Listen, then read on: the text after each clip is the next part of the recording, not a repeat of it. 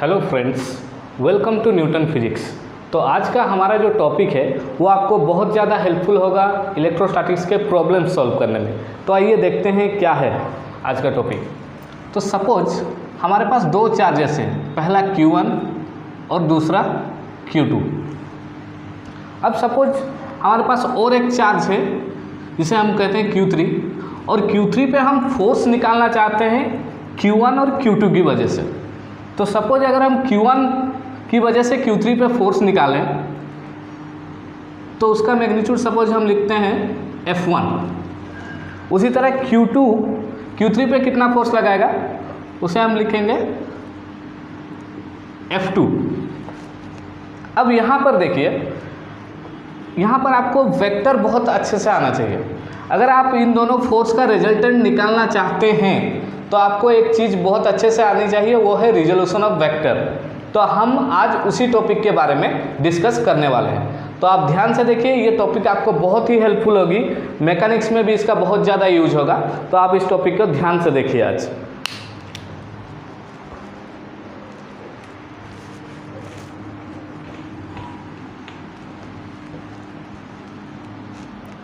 तो देखिए, अब हम स्टार्ट करते हैं रिजोल्यूशन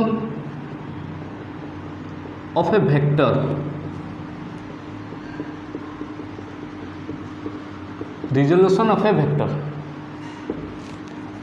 अब सपोज हम ये कोऑर्डिनेट एक्सिस कंसीडर करते हैं, x और y।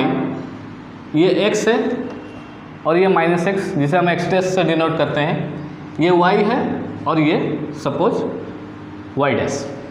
अब देखिए, आप कोई भी प्रॉब्लम ले लीजिए, आपको यहाँ पर चार तरह के वेक्टर मिल सकते हैं। वो वेक्टर के होने के चार पॉसिबिलिटीज़ है। वो चार पॉसिबिलिटीज़ क्या क्या है देखिए, या तो वेक्टर फर्स्ट क्वाड्रेंट में आ सकता है, पहली पॉसिबिलिटी, या तो सेकंड क्वाड्रेंट में आ सकता है, दूसरी पॉसिबिलिटी, या तो थर्ड क्वाड्रेंट में आ सकता है, ये तीसरी पॉसिबिलिटी, और या फिर फोर्थ क्वाड्रेंट में आ सकता है, ये आपकी फोर्थ पॉसिबिलिटी। तो ये चार के सिवा और कोई आपको मिलेगा नहीं पॉसिबिलिटी जिसको आप रिजॉल्व करना पड़ेगा। तो यहाँ पर ध्यान देने वाली बात है कि जब भी वेक्टर वर्टिकल या फिर हॉरिजॉन्टल है, इस केस में आपको रिजोल्यूशन नहीं करना है। इस केस में वेक्टर का रिजोल्यूशन नहीं होता है। तो ये बात आपको खास ध्यान में रखनी है। इस केस में आप वेक्टर का रिजोल्यूशन नहीं करेंगे। अब देखते हैं इन चारों केसेस में हम रिजोल्यूशन किस तरह से करते हैं वेक्टर का। सपोज इस वेक्टर का मैं नाम देता हूँ A, और सपोज ये एंगल है हमारा θ1। तो इस वेक्टर का अगर मैं रिजॉल्व करूँ तो इधर एक कंपोनेंट आएगा इसका और इधर एक कंपोनेंट आएगा। अगर ये एंगल θ1 है तो ये एंगल भी कितना होगा θ1। ये θ1 हुआ, मतलब ये कितना होगा A cos θ1, और ये कितना होगा A sin θ1।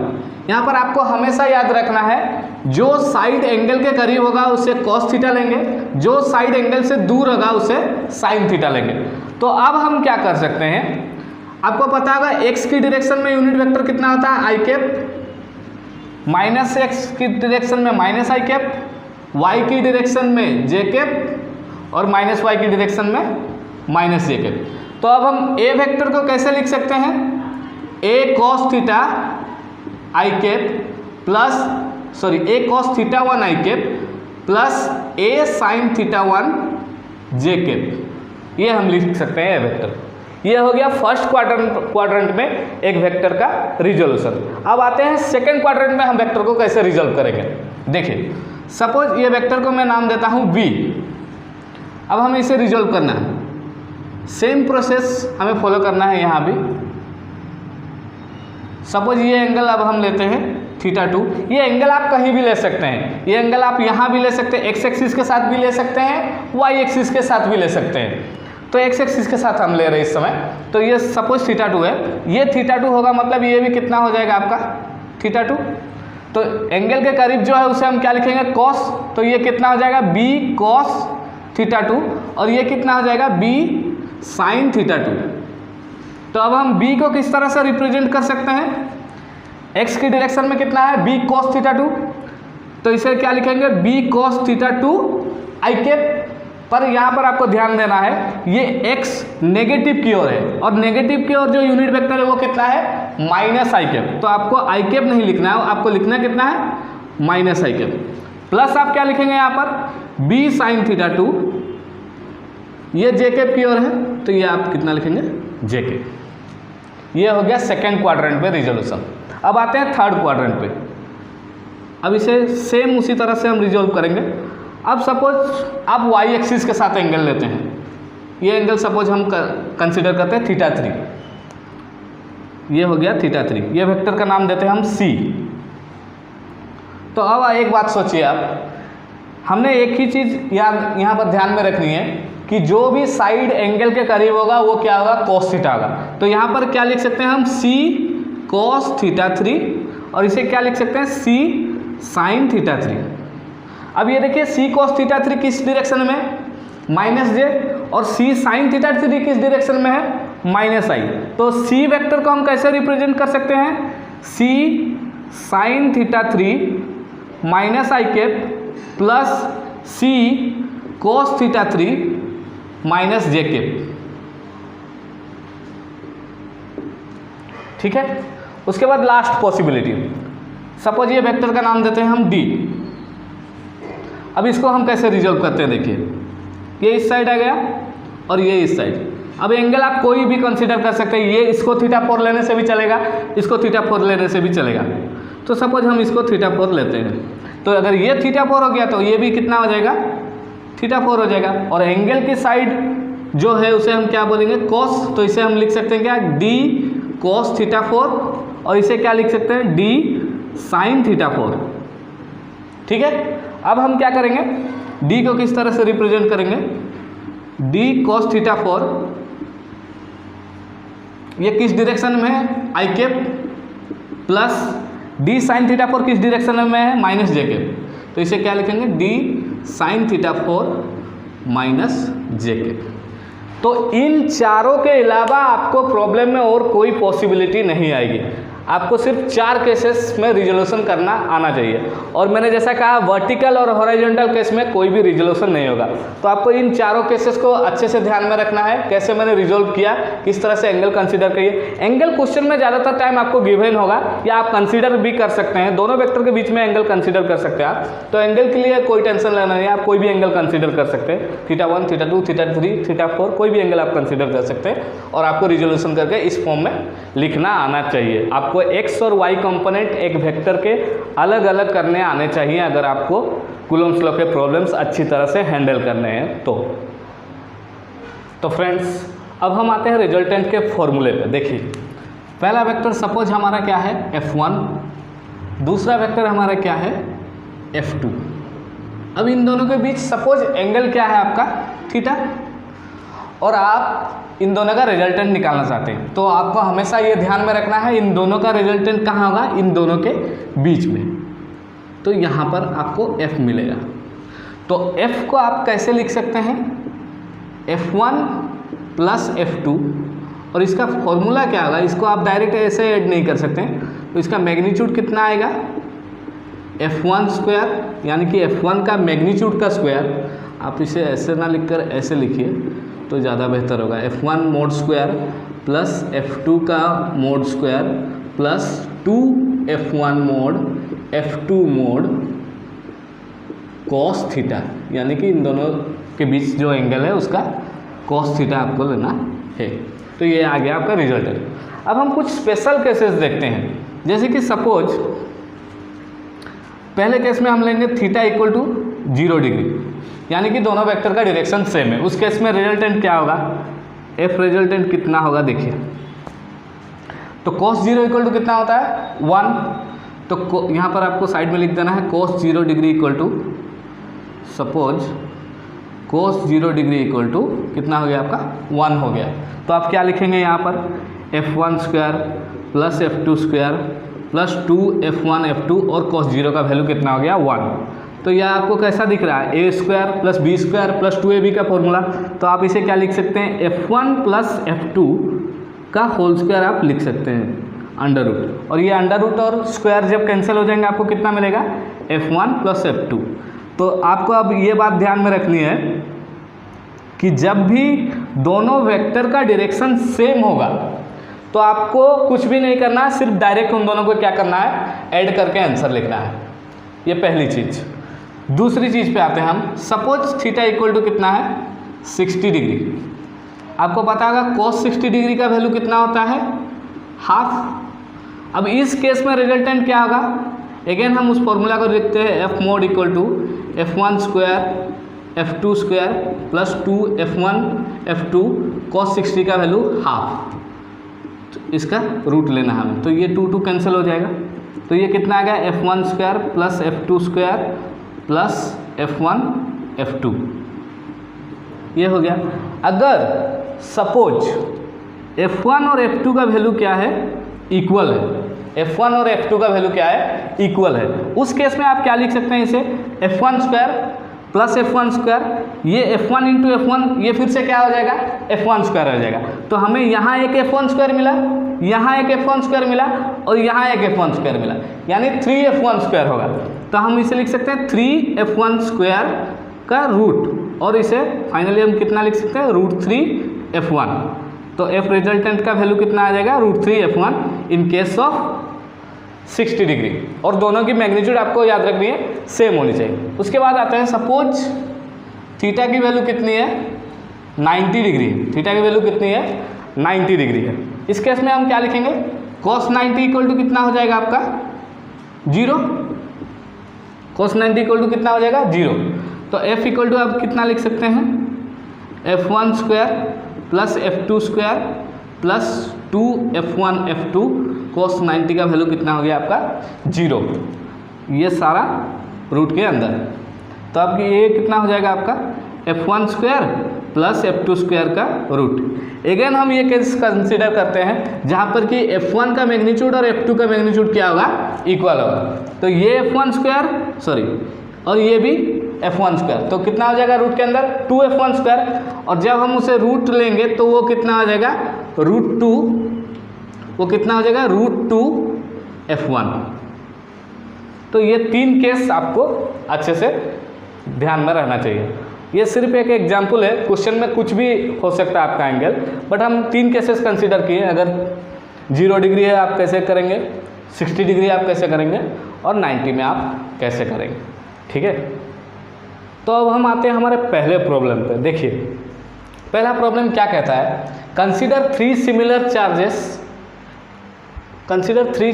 Charges are kept at the vertices of an equilateral triangle. 3 charges हैं हमारे जो कि एक इक्विलेटरल ट्रायंगल के 3 कॉर्नर पे रखे हुए हैं। उसके बाद क्या कह रहा है, it's shown in the figure हमारा यहाँ पर है। उसके बाद ये कह रहा है find the net force on any charge. हमें तीनों में से कोई एक चार्ज पे बाकी 2 चार्जेस की वजह से कितना फोर्स लग रहा है वो फाइंड आउट करना है। तो चलिए देखते हैं कैसे होता है। सपोज ये ट्राइंगल का कोई एक साइड को हम कंसीडर कर लेते हैं ए, इक्विलेटरल ट्राइंगल है, यानी कि तीनों साइड्स की लेंथ क्या होंगी, बराबर होंगी। तो देखिए हम आते हैं इसके सॉल्यूशन पर। अब हमारे पास इक्विलेटरल ट्राइंगल है। इक्विलेटरल ट्राइंगल में आपको पता है तीनों ही एंगल कितनी होती है, 60 डिग्रीज,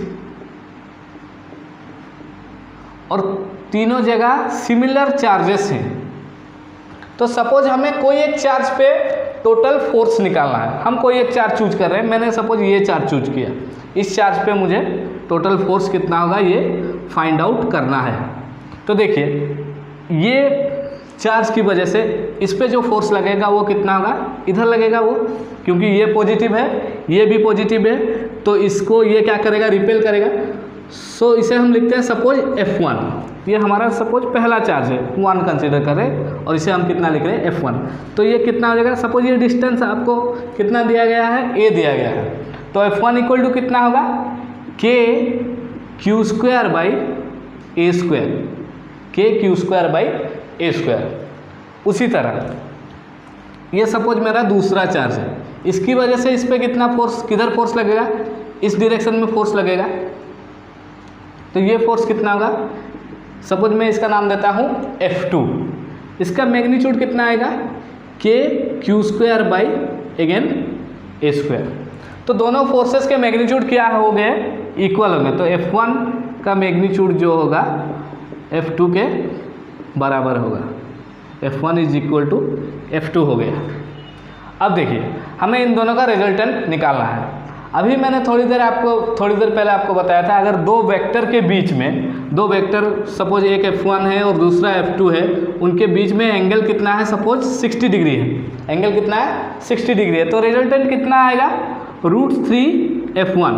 ये कब होता है, जब F1 और F2 का मैग्नीट्यूड क्या हो जाता है, इक्वल हो जाता है। उस केस में हम रिजल्टेंट को कितना लिखते हैं, √3F1। अब देखिए यहाँ पर एंगल कितना है, ये एंगल 60 है, ये जो एंगल है उसका क्या एंगल है, ऑपोजिट एंगल है, तो इसका वैल्यू भी कितना आ जाएगा 60 डिग्री।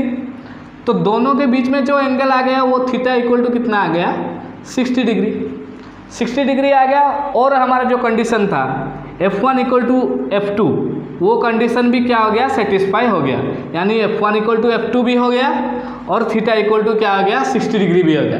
तो F रिजल्टेंट फोर्स इस चार्ज पे कितना लगा, उसे हम कितना लिख सकते हैं, √3F1, जो कि होगा √3 इंटू KQ²/A²। ये हो जाएगा आपका force on any one charge. आप किसी भी चार्ज को ले सकते हैं, सपोज मैंने ये चार्ज लिया है, आप घर जाके इस चार्ज को लेके कंसीडर करके आप फोर्स निकाल सकते हैं, इसको कंसीडर कर सकते हैं। तीनों केसेस में आंसर जो आएगा वो सेम ही आएगा, वो कितना होगा √3 KQ²/A²। तो देखिए अब हम आते हैं दूसरे प्रॉब्लम पे। दूसरा प्रॉब्लम क्या कहता है, देखिए 4 similar charges are kept at the corners of a square. एक स्क्वायर है जिसके चारों कॉर्नर पे हमें सिमिलर चार्जेस रखने हैं। चारों की मैग्नीट्यूड सिमिलर मतलब चारों के मैग्नीट्यूड क्या होंगे, इक्वल होंगे, चारों का नेचर क्या होगा, सेम होगा। तो चारों जगह हमने प्लस चार्ज रखे हैं और चारों का मैग्नीट्यूड क्या है, Q है। अब देखिए अब ये क्या कहता है, find the net force on any one of the charge. तो कोई एक चार्ज पे हमें नेट फोर्स निकालना है। अगर आप ये प्रॉब्लम को देखें, इससे पहले का जो प्रॉब्लम था, सिर्फ इन दोनों प्रॉब्लम में ये डिफरेंस है, पहले प्रॉब्लम में आपको ट्रायंगल दिया गया था, इस प्रॉब्लम में आपके पास स्क्वायर है। तो स्क्वायर के केस में ये प्रॉब्लम हम किस तरह से सॉल्व करते हैं, देखिए। तो स्क्वायर के केस में हम इसे सॉल्व करेंगे। हमारे पास एक स्क्वायर है, अब देखिए यहाँ पर Q चार्ज है, यहाँ पर Q है, यहाँ पर Q है, यहाँ पर भी Q है। अब हमें कोई एक चार्ज चूज करना है जिसके ऊपर हम टोटल फोर्स फाइंड आउट करने वाले हैं। मैंने सपोज ये चार्ज चूज किया है, इस चार्ज पे मैं इस पॉइंट पे जो Q चार्ज है उस पर मैं नेट फोर्स निकालने वाला हूँ। अब देखिए ये सपोज ये पहला मेरा चार्ज है, ये दूसरा और ये तीसरा और ये चौथा। तो मैं चौथे पे फोर्स कैलकुलेट करने जा रहा हूँ। साइड्स की लेंथ कितनी है, A। देखिए अब पहले चार्ज की वजह से Q पे कितना फोर्स लगेगा, देखिए पहला चार्ज Q है, दूसरा चार्ज भी आपका क्या है, Q है। तो ये आपस में क्या करेंगे, एक दूसरे को रिपेल करेंगे। तो ये फोर्स किस डायरेक्शन में आएगा, इस डायरेक्शन में आएगा। तो ये सपोज हो गया आपका F1 और इसका मैग्नीट्यूड कितना आएगा, KQ²/A²। मैग्नीट्यूड कितना आएगा, KQ²/A²। अब आते हैं दूसरे चार्ज पे, ये सेकेंड चार्ज है आपका। अब यहाँ से हमको एक दूसरा डिस्टेंस कंसीडर करना है, ये डिस्टेंस। अब देखिए ये A है, ये A है, तो ये कितना होगा, आपको पाइथागोरस थ्योरम याद होगा। सपोज ये H लेते हैं हम, तो H इक्वल टू कितना होगा, P² + B²।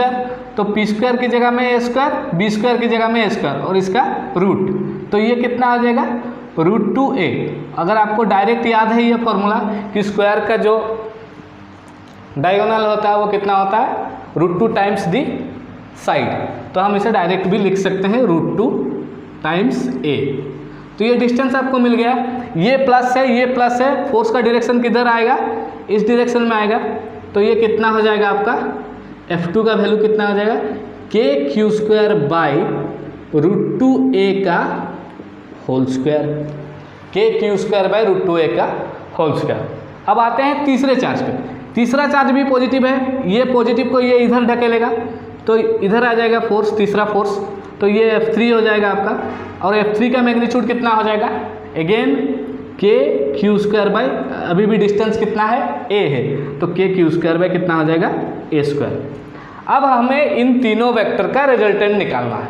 मैंने आपको रिजल्टेंट निकालना सिखाया है, तो अब आप कैसे करेंगे, इस प्रॉब्लम को कैसे एग्जीक्यूट करेंगे, ये आपके पास चैलेंज है। तो देखिए, पहले हम क्या करेंगे, F1 और F3 की वजह से कितना होता है रिजल्टेंट, ये फाइंड आउट करेंगे। F1 और F3 की वजह से कितना होता है रिजल्टेंट, ये फाइंड आउट करेंगे। अब देखिए, F1 और F3 के बीच में एंगल कितना है, ये अगर 90 डिग्री है तो ये भी कितना हो जाएगा, 90 डिग्री हो जाएगा। तो F1 और F3 के बीच में एंगल कितना आ जाएगा आपका, 90 डिग्री आ जाएगा।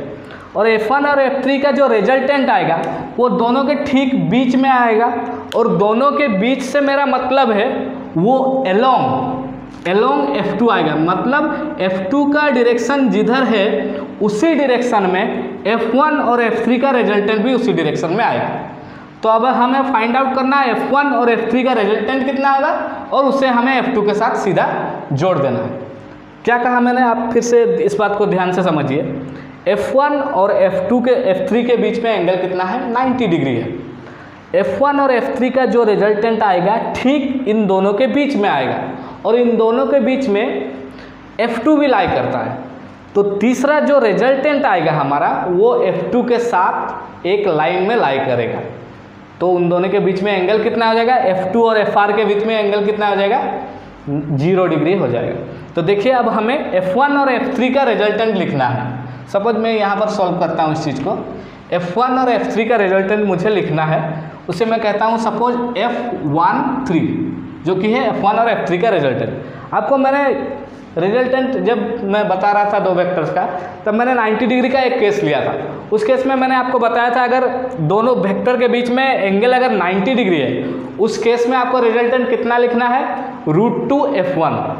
और एक कंडीशन क्या थी वहाँ पर, अगर 90 डिग्री थीटा एंगल 90 डिग्री होना चाहिए, ये पहली चीज़। दूसरी चीज़ क्या है कि F1 और F3 का मैग्नीट्यूड भी सेम होना चाहिए, जो कि यहाँ भी हमें देखने को मिल रहा है, KQ²/A²। तो मैग्नीट्यूड सेम है और एंगल कितना है, 90 डिग्री। तो इस केस में इन दोनों का रिजल्टेंट जो होगा वो कितना होगा, √2 F1, यानी कि √2 इंटू KQ²/A² F13। अब हमें पता है कि F13 जो होगा ये मैग्नीट्यूड है, तो F13 जो होगा वो F2 के पैरेलल होगा। तो net force on the charge कितना हो जाएगा, F नेट इक्वल टू हो जाएगा F13 प्लस F2। तो इसे इन दोनों के बीच एंगल कितना है, 0। तो हम इसे डायरेक्ट ऐड कर सकते हैं, √2 KQ²/A² प्लस KQ²/2A²। हम यहाँ पर कॉमन ले सकते हैं क्या, KQ²/A² कॉमन ले जाएं अगर, तो कितना रहेगा ब्रैकेट के अंदर, √2 प्लस हाफ। तो ये होगा आपका आंसर। तो ये प्रॉब्लम में हमने स्क्वायर कंसीडर करके सेम प्रॉब्लम को हमने, जैसा कि पहला प्रॉब्लम था उसी तरह का ये भी प्रॉब्लम था। आपको यहाँ पर सिर्फ मैं एक चीज़ की प्रैक्टिस दे रहा हूँ कि रिजल्टेंट आपको निकालना आना चाहिए। ये इस चीज़ में अगर आप माहिर हो गए तो आपके लिए कोई भी प्रॉब्लम मुश्किल नहीं होगा। ये पहली चीज़ है आपको जो अच्छे से आपको आनी चाहिए कूलम्स लॉ के प्रॉब्लम सॉल्व करने के लिए। तो अब हम आते हैं नेक्स्ट प्रॉब्लम पे। देखिए नेक्स्ट प्रॉब्लम क्या कहता है, consider 4 point charges at 4 corners of a square as shown in the figure. 4 point charges है हमारे पास, 4 कॉर्नर पे रखे हुए हैं। Find the ratio of small Q by capital Q. Small Q by capital Q का हमें रेशियो निकालना है if net force on Q is 0, और दूसरा कंडीशन क्या दिया है, net force on capital Q is 0। ये प्रॉब्लम के दो हिस्से, पहले हिस्से में हमें क्या खोजना है, force on small Q is 0। दूसरे हिस्से में हमें क्या खोजना है, force on capital Q is 0। और उन दोनों के लिए हमें कंडीशन निकालना है small Q by capital Q का रेशियो कितना होगा, ये हमें देखना है ताकि ये कंडीशन सेटिस्फाई हो। तो देखिए हम सॉल्यूशन देखते हैं इस प्रॉब्लम का। तो देखिए इस प्रॉब्लम का सॉल्यूशन क्या होता है। तो सपोज स्क्वायर का साइड हम ले लेते हैं a, स्क्वायर का साइड हमने ले लिया सपोज a, और यहाँ पर आपका स्मॉल क्यू चार्ज है और यहाँ पर क्या है आपका कैपिटल क्यू। यहाँ पर स्मॉल क्यू यहाँ पर कैपिटल क्यू। आप देखिए डायगोनली चार्जेस जो अपोजिट चार्जेस हैं वो सेम है। अब मुझे निकालना है इस पे नेट फोर्स कब जीरो होगा, ये मुझे निकालना है। Q बाई क्यू का रेशियो कितना होने से इस पे नेट फोर्स क्या होगा, जीरो होगा। अब देखिए ये सपोज मैं इसे कंसीडर कर लेता हूँ पहला चार्ज, इसे मैं कंसीडर करता हूँ दूसरा, और इसे कंसीडर करता हूँ तीसरा। ये 3 चार्ज मैंने कंसीडर किए। अब देखते हैं क्या है। तो पहले चार्ज की वजह से ये पॉजिटिव है, ये पॉजिटिव है, ये इसे किधर फोर्स लगाएगा, इस डायरेक्शन में। तो ये मैं F1 लिख सकता हूँ। इसका मैग्नीट्यूड कितना आएगा, K capital Q small q by a square, K capital Q small q divided by a square. अब दूसरा चार्ज क्या लेंगे हम, सपोज दूसरा चार्ज मैंने लिया स्मॉल q। आपको अभी मैंने थोड़ी देर पहले बताया कि स्क्वायर का डायगोनल कितना होता है, √2 टाइम्स a और √2 times the side of the square. तो ये कितना हो जाएगा, √2 टाइम्स a हो जाएगा। तो ये भी पॉजिटिव है, तो ये इसे किस डायरेक्शन में फोर्स लगाएगा, इस डायरेक्शन में फोर्स लगाएगा। और इसका मैग्नीट्यूड कितना होगा, सपोज ये लिखता हूं मैं F2, तो F2 का मैग्नीट्यूड कितना आ जाएगा, K स्मॉल q का स्क्वायर, क्योंकि यहाँ भी स्मॉल q है आपके पास, मैं फिर से लिख देता हूँ इसको, यहाँ भी स्मॉल q है आपके पास और यहाँ भी स्मॉल q है आपके पास। तो कितना हो जाएगा, K Q square by distance का स्क्वायर, डिस्टेंस कितना है √2 है, और उसका स्क्वायर कितना हो जाएगा 2a स्क्वायर, स्क्वायर कितना हो जाएगा 2a स्क्वायर। अब आइए तीसरे चार्ज पे। तीसरा चार्ज अगेन q है, ये इसे किधर रिपेल करेगा, डाउनवर्ड्स रिपेल करेगा। डाउनवर्ड्स रिपेल करने से यहाँ पर फोर्स कितना आ जाएगा, F3 का मैग्नीट्यूड कितना आ जाएगा, बिल्कुल इसके बराबर। क्यों बराबर मैं बोल रहा हूँ, क्योंकि ये डिस्टेंस देखिए यहाँ जितना था इस केस में भी डिस्टेंस सेम है, और इस केस में जो चार्जेस हैं इस केस में भी चार्जेस वही हैं, तो फोर्स भी क्या आ जाएगा आपका, सेम आ जाएगा, K capital Q small q by a square. अब हमें इन तीनों का रिजल्टेंट निकालना है। मैंने क्लास के शुरुआत में ही आपको रिजल्टेंट के बारे में बता दिया है, तो आपको अभी उस चीज़ को फिर से अप्लाई करना पड़ेगा। पहले 2 प्रॉब्लम में जिस तरह से आपने अप्लाई किया, अभी फिर से उसको आपको अप्लाई करना पड़ेगा। देखिए मैंने पहले प्रॉब्लम में आपको क्या सिखाया, पहले जो कॉन्सेप्ट आपको बताया कि अगर 2 वेक्टर के बीच में एंगल 90 डिग्री हो रहा है, 2 वेक्टर के बीच में एंगल अगर 90 डिग्री है और इंडिविजुअली दोनों का मैग्नीट्यूड क्या है, इक्वल है। अगर मैग्नीट्यूड इक्वल है और उनके बीच एंगल 90 डिग्री है, तो उन दोनों का रिजल्टेंट कितना आता है, √2 times any one of the vector. अगर सपोज आप कीजिए F1 और F3, इन दोनों के बीच एंगल कितना है, 90 डिग्री है। F1 और F3 के बीच में एंगल कितना है, सपोज ये लेता हूं मैं F1 और ये F3,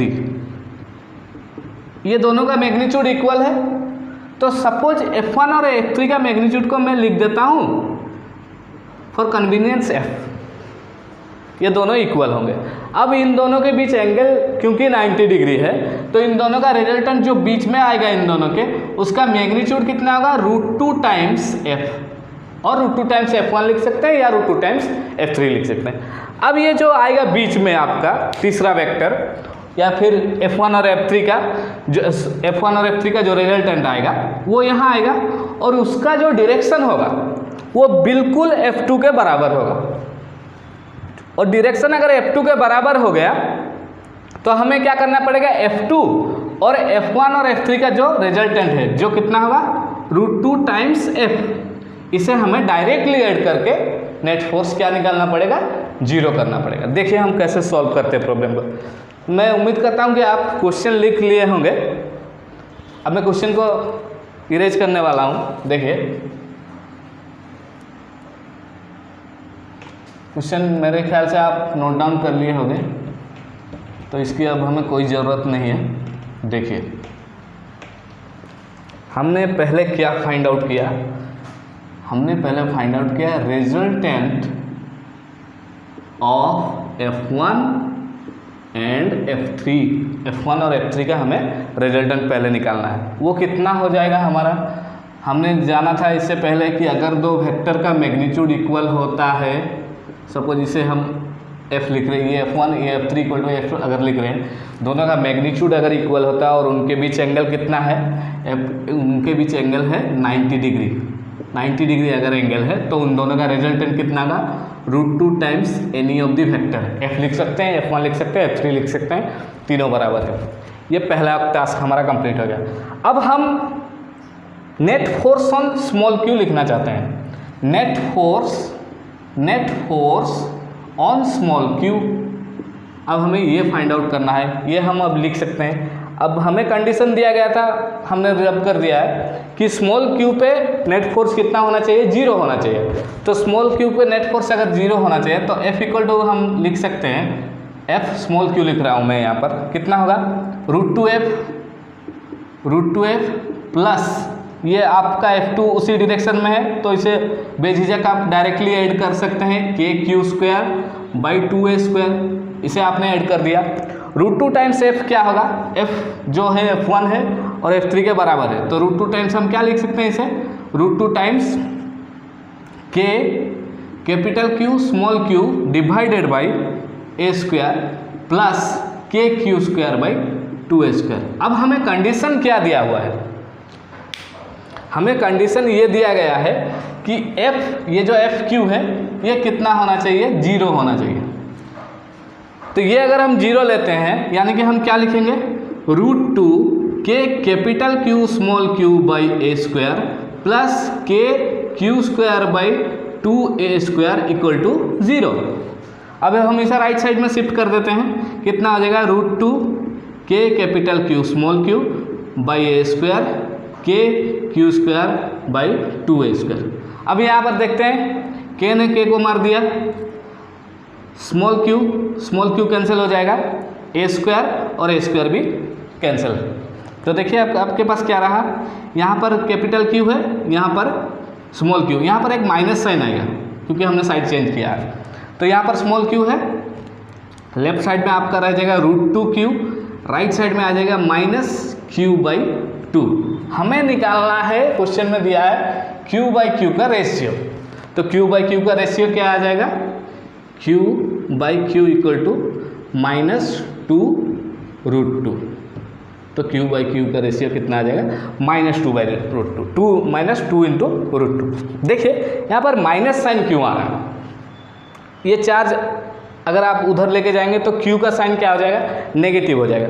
आप एक बात सोच के देखिए, अगर ये चार्ज पॉजिटिव है तो ये पॉजिटिव इसे इधर धकेलेगा, ये पॉजिटिव इससे इधर धकेलेगा और ये पॉजिटिव भी इसे इधर धकेलेगा। तो इन तीनों मिला करके, इन तीनों का रिजल्टेंट मिला करके कभी भी आप 0 नहीं हो पाएगा, क्योंकि नेट फोर्स आपका इस डायरेक्शन में आएगा। अगर नेट फोर्स आपको 0 करना पड़ेगा तो हमें क्या करना पड़ेगा, ये अगर नेगेटिव हो जाता है, सपोज इसे मैंने नेगेटिव लिया, तो ये इसे क्या करेगा, अट्रैक्ट करेगा, ये इसे क्या करेगा, अट्रैक्ट करेगा, और ये भी इसे क्या करेगा, अट्रैक्ट करेगा। बट हमने देखिए एक चीज़ यहाँ पर देखिए, स्मॉल q नेगेटिव है, यानी कि ये चार्ज भी क्या हो जाएगा, नेगेटिव हो जाएगा।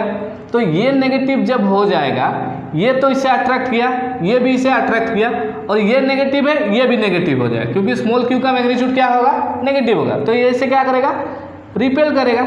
तो इन दोनों का जब आप रिजल्टेंट लेंगे, ये इस डायरेक्शन में आएगा, इन दोनों का रिजल्टेंट इस डायरेक्शन में आएगा, और इसकी वजह से जो फोर्स आएगा वो इस डायरेक्शन में आएगा। यानी कि 1 और 3 की वजह से जो फोर्स आ रहा है, मैं डायग्राम को फिर से ड्रॉ करता हूँ आपको बेटर अंडरस्टैंडिंग के लिए। देखिए हमने जो सॉल्यूशन निकाला वहाँ पर हमने क्या देखा, स्मॉल q का जो मैग्नीट्यूड आ रहा है वो नेगेटिव आ रहा है। ऐसा क्यों हो रहा है, सपोज ये स्मॉल q है, ये कैपिटल Q है, ये कैपिटल Q है, ये स्मॉल q।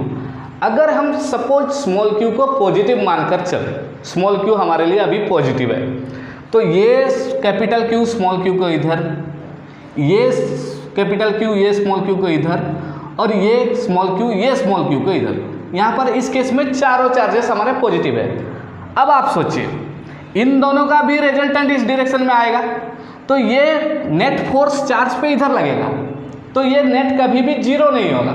इसको 0 करने के लिए हमारे आंसर में क्या आया, हमने चारों को पॉजिटिव मान के चला था, लेकिन हमारे आंसर में क्या मिला, नेगेटिव मिला। यानी कि ये नेगेटिव हो गया और ये भी हमारा क्या हो गया, नेगेटिव हो गया। अब आप सोच के देखिए इस प्रॉब्लम को।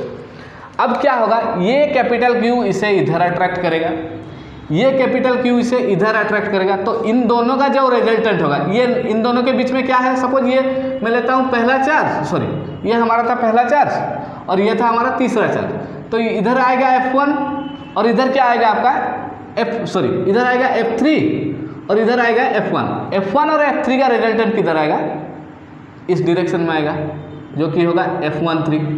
अब ये माइनस क्यू है, ये भी माइनस क्यू है, ये माइनस क्यू इसको किधर देगा, इधर रिपल्सन देगा, तो इधर अगर रिपल्सन देगा तो इधर आ जाएगा आपका F2। अब देखिए F2 का मैग्नीट्यूड अगर F13 के बराबर होता है तब नेट फोर्स क्या हो जाएगा, 0। देखिए कोई भी चार्ज कोई इक्विलिब्रियम में या फिर कोई भी बॉडी को इक्विलिब्रियम में रहने के लिए उसके ऊपर दो फोर्सेस ऑपोजिट डायरेक्शन में लगने चाहिए। अगर सारे फोर्सेस सेम डायरेक्शन में लगे, जैसे कि इस केस में हो रहा था, सारे के फोर्सेस सेम डायरेक्शन में लगे थे, तब वो कभी भी इक्विलिब्रियम में नहीं आएगा। आपको ये हमेशा ध्यान में रखना है कि फोर्सेस जो होने चाहिए वो क्या होने चाहिए, ऑपोजिट होने चाहिए। जैसा कि यहाँ हमने देखा, हमने पॉजिटिव लेके प्रॉब्लम को सॉल्व किया, लेकिन जब हमने आंसर देखा वो क्या आया, नेगेटिव आया। तो आप भी किसी भी प्रॉब्लम को जब कंसीडर करते हैं तो उसे पॉजिटिव लेके चलिए। अगर आपका आंसर नेगेटिव होगा तो वो ऑटोमेटिकली आंसर में साइन जो होगा वो ऑटोमेटिकली आंसर में अपियर कर जाएगा। ठीक है, तो स्टूडेंट्स अब हम आते हैं प्रॉब्लम के दूसरे पार्ट पर। दूसरे पार्ट क्या कहता है, net force on capital Q is 0। दूसरा पार्ट कहता है कैपिटल क्यू पे नेट फोर्स क्या होना चाहिए, 0 होना चाहिए। ये आपका क्वेश्चन डायग्राम है जो ऊपर मैंने ड्रॉ किया है। अब देखिए यहाँ पर हम सॉल्यूशन करेंगे इसका। यहाँ पर स्मॉल क्यू है, यहाँ पर कैपिटल क्यू है, यहाँ पर स्मॉल क्यू है, यहाँ पर कैपिटल क्यू है। मैंने स्क्वायर की साइड कितनी ली है, स्मॉल है। स्क्वायर की साइड कितनी ली है, स्मॉल है। अब मुझे इस चार्ज पे नेट फोर्स 0 करना है। मेथड वही रहेगा, मतलब हम हर एक चार्ज को पॉजिटिव मानकर ही चलेंगे। अगर आंसर नेगेटिव आना होगा तो वो ऑटोमेटिकली आ जाए। हमें कुछ अपने से खुद से कंसीडर नहीं करना है, जो नेगेटिव होगा वो अपने आप आंसर में अपियर करेगा। ठीक है, ये बात आपको खास ध्यान रखनी है। तो चलिए स्टार्ट करते हैं। इसे मैं कंसीडर करता हूँ पहला चार्ज, ये मेरा दूसरा चार्ज और ये मेरा तीसरा चार्ज। सेम मेथड यहाँ पर आपको अप्लाई करना है। देखिए यहाँ पर चार्ज क्यू है। अब देखिए मैं इसे रब कर देता हूँ, ये आपने नोट डाउन कर लिया होगा। देखिए इसकी वजह से इस पे फोर्स डायगोनली ऑपोजिट है। आपको पता है डायगोनल का लेंथ कितना होता है, √2 टाइम्स ए। तो यहाँ पर फोर्स कितना आ जाएगा, सपोज मैं इसे लिखता हूँ कितना, F1 कितना लिखूँगा, K capital Q square divided by 2a²। उसके बाद आता है दूसरा चार्ज। दूसरे चार्ज की वजह से फोर्स किधर लगेगा, इस साइड लगेगा। ये कितना हो जाएगा, F2। ये कितना हो जाएगा, K capital Q small q divided by a²। ये हो गया आपका दूसरा चार्ज। तीसरा चार्ज आपका है यहाँ, तो इसकी वजह से फोर्स किधर लगेगा, अपवर्ड डायरेक्शन में लगेगा। सॉरी, ये अपवर्ड डायरेक्शन में लगेगा। तो ये हो जाएगा आपका कितना, F3। ये कितना हो जाएगा, K capital Q small q divided by a²। अब देखिए फिर से वही चीज़ अपेयर कर रही है। यहाँ पर F1 और F3 का मैग्नीट्यूड क्या है, सेम है। F1 और F3 का मैग्नीट्यूड सेम है, यानी कि F2 और F3 का मैग्नीट्यूड सेम है, यानी कि हम यहाँ पर क्या कह सकते हैं कि इन दोनों का रिजल्टेंट कितना लिख सकते हैं, इन दोनों के बीच एंगल कितना है, 90 डिग्री। तो फिर वो पुरानी कहानी हमें दोहरानी पड़ेगी कि इन दोनों का रिजल्टेंट हम क्या लिख सकते हैं, F23। इसका मैग्नीट्यूड कितना आ जाएगा, √2 times any of the forces. √2 times मैंने लिख दिया सपोज F2, ये हो गया F23। अब F23 भी इधर आएगा इन दोनों के बीच में, ठीक। तो net force on capital Q मैं कितना लिख सकता हूँ अब, net force on capital Q. यहाँ दो फोर्सेस है हमारे पास, पहला F1 और दूसरा F2 और F3 का रिजल्टेंट, जो कि कितना है, F23। तो मैं कितना लिखूंगा, F capital Q for net force on capital Q. क्या लिखूंगा, F1 प्लस F23। तो F1 कितना है, ये कितना होना चाहिए आपका, 0 होना चाहिए। F1 कितना है आपका, K capital Q square into 2a² plus √2 times F2 K capital Q small Q divided by A square equal to 0। अब इसे मैं राइट साइड में ले जाता हूँ, कितना हो जाएगा K capital Q square divided by 2a square equal to minus का ध्यान रखिएगा, K capital Q small Q divided by A square. अब यहाँ पर देखिए क्या क्या कैंसिल हो रहा है, के से के कैंसिल हो गया, एक कैपिटल क्यू कैंसिल हो गया और ए स्क्वायर से ए स्क्वायर कैंसिल हो गया। तो लेफ्ट साइड में आपके पास क्या रहेगा q/2, राइट साइड में क्या रहेगा √2 टाइम्स q। आपको क्या निकालना है small q by capital Q. Small q by capital Q कितना हो जाएगा 1/2√2 विथ ए माइनस साइन। तो आंसर क्या आया ठीक उसका रेसिप्रोकल। इसके पहले पार्ट में हमने क्या देखा q/q कितना आया था -2√2, यहाँ आया 1/2√2 विथ ए माइनस साइन। तो यहाँ पर भी ये चार्ज क्या होना पड़ेगा माइनस होना पड़ेगा, तब जाके ये रेशियो हमें मिलेगा। ठीक है,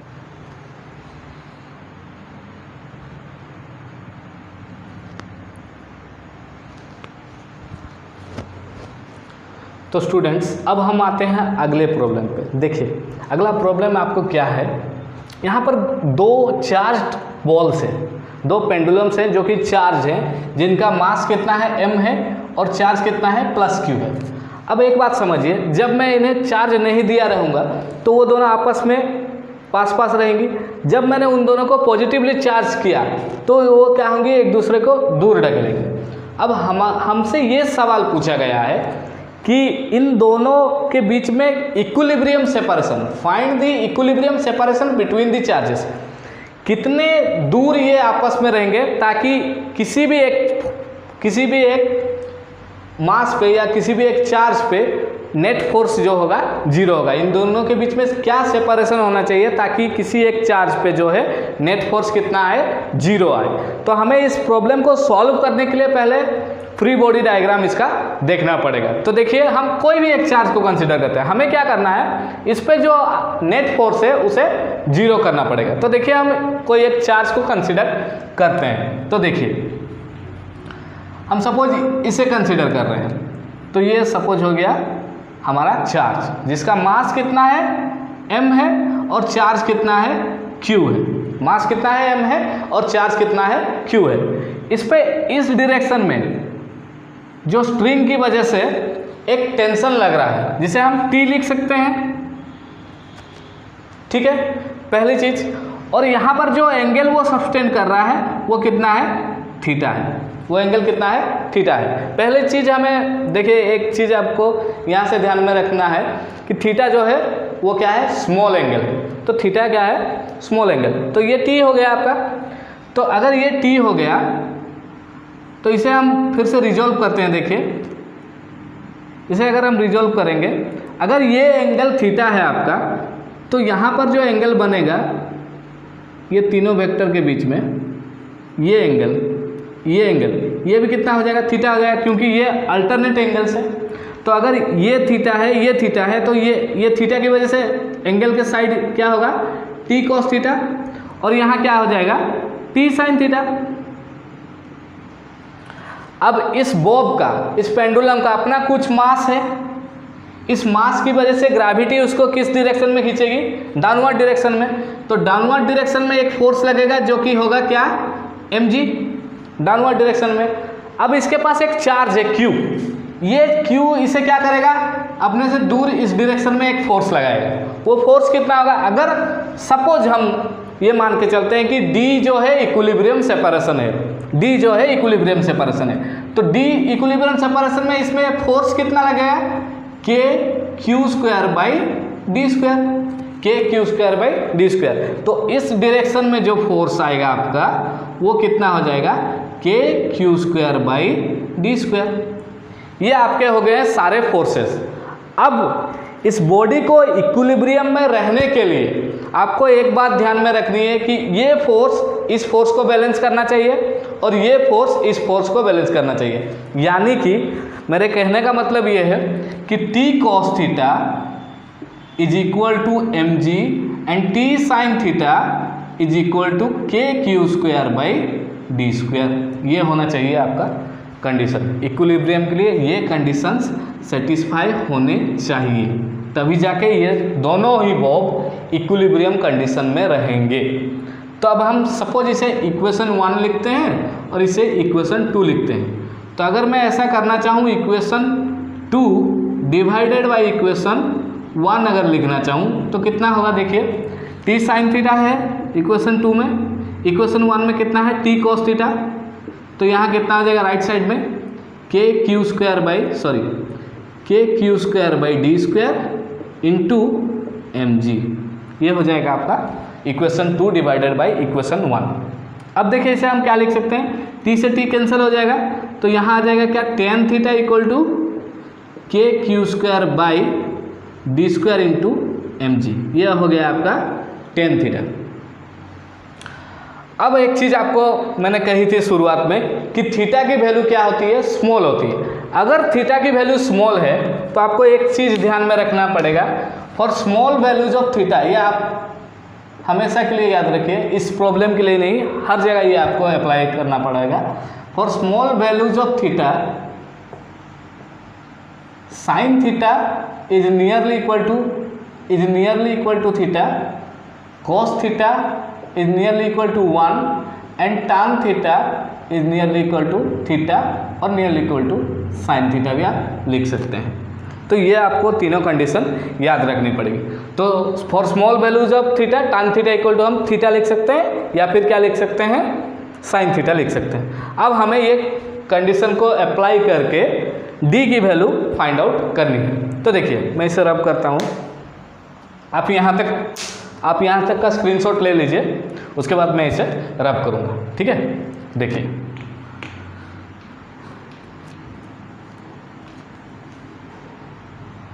तो हमारे पास क्या कंडीशन आई, tan theta equal to K Q square by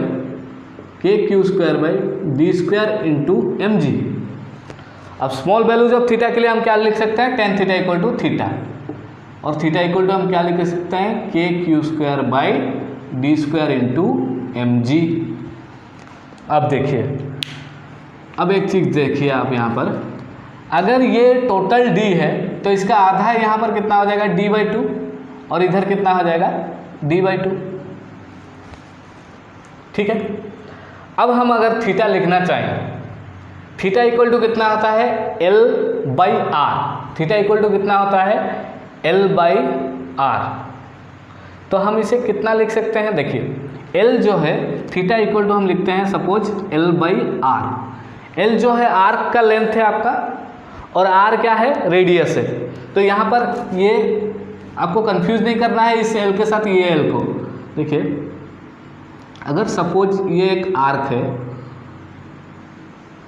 ये आर्क का लेंथ सपोज मैं P लेता हूँ, ये आर्क का लेंथ सपोज P है और रेडियस क्या है R है, तो इस एंगल थीटा को हम क्या लिख सकते हैं, P/R। यहाँ पर आप इस आर्क को कंसीडर कीजिए, यहाँ पर इस चीज़ को, इस चीज़ के लिए हम ये लिख सकते हैं, ये d/2 है, तो थीटा की वैल्यू कितनी हो जाएगी, d/2 डिवाइडेड बाई ये कितना हो जाएगा L, तो ये आपका आ जाएगा theta equal to d/2L। Theta equal to कितना आ जाएगा d/2L। तो मैं यहाँ लिख सकता हूँ d/2L equal to K Q square by D square into M G, ये लिख सकते हैं हम। और इसे d को वन साइड लाइए, डी क्यू इक्वल टू हम लिख सकते हैं K Q square into 2L divided by M G, और d इक्वल टू हम लिख सकते हैं कितना, 2k² L divided by M G to the power 1/3। ये हो गया आपका आंसर। यानी कि दोनों चार्ज के बीच में ये सेपरेशन होना चाहिए, ठीक है। तो स्टूडेंट्स उम्मीद करता हूँ आपको हमारा आज का वीडियो पसंद आया होगा। इसी तरह हम और भी प्रॉब्लम्स आने वाले वीडियो में सॉल्व करेंगे। तो आप हमारे वीडियो को लाइक कीजिए और हमारे चैनल को ज़रूर सब्सक्राइब कीजिए, ताकि हमें आगे इसी तरह के वीडियो बनाने के लिए प्रोत्साहन या फिर मोटिवेशन मिलता रहे। धन्यवाद।